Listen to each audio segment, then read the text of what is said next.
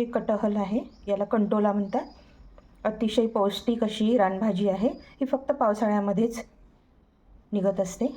कंटोल्याची भाजी खाल्ल्याने वजन नियंत्रणात राहते, ब्लड प्रेशर नियंत्रणात राहते, शुगरवर गुणकारी आहे, कॅन्सरवर गुणकारी आहे, तसेच इन्फेक्शन, सर्दी, खोकला यावर गुणकारी आहे.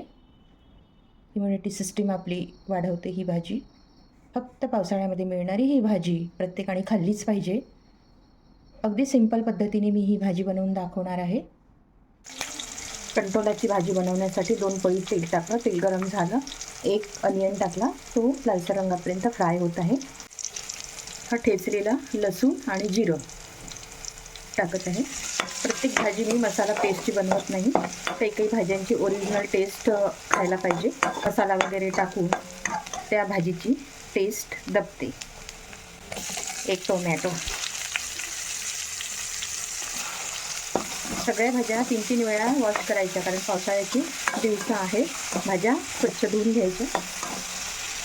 टोमॅटो चांगला गलू द्यायचा. टोमॅटो फ्राय झाला आहे. हा कंटोला मी पूर्ण टाकून घेते, तो पण फ्राय होतो टोमॅटोमध्ये. 1.5 teaspoon red chilli powder, 1/2 teaspoon Suruchi masala, 1/2 teaspoon salt, 1/2 teaspoon हळदी पावडर सगळं ॲड करते. मसाला पेस्ट किंवा वाटण वगैरे मी नाही टाकत. रोजच्या भाज्या ह्या सिंपल पद्धतीने बनवायच्या. खूप वाटण टाकून त्या वाटणाची चव भाजीला येते. त्यामुळे भाजी तर स्वादिष्ट वाटणारच आहे, पण ओरिजिनल भाजीची टेस्ट आपल्याला घ्यायची असेल तर पावडर फॉर्ममध्ये तुम्ही मसाला टाका आणि सिंपल पद्धतीने ही भाजी बनवा. भाजी अशीच फ्राय होऊ द्यायची.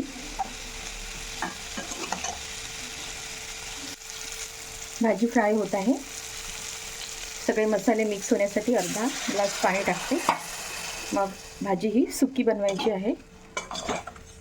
खूप शिजू नाही द्यायची. अर्धवट कोणत्याही भाज्या अर्धवट शिजू द्यायच्या, टेस्टी लागतात. करटुल्याची भाजी शिजत आहे. आता मी कोरिएंडर लीव्स टाकते. भाजी अर्धवट शिजलेली आहे. करटुल्याची भाजी शिजलेली आहे बघा. डिश सर्व केली आहे. अशा पद्धतीने तुम्ही बनवा. ही वैदर्भीय पद्धतीने बनलेली भाजी आहे.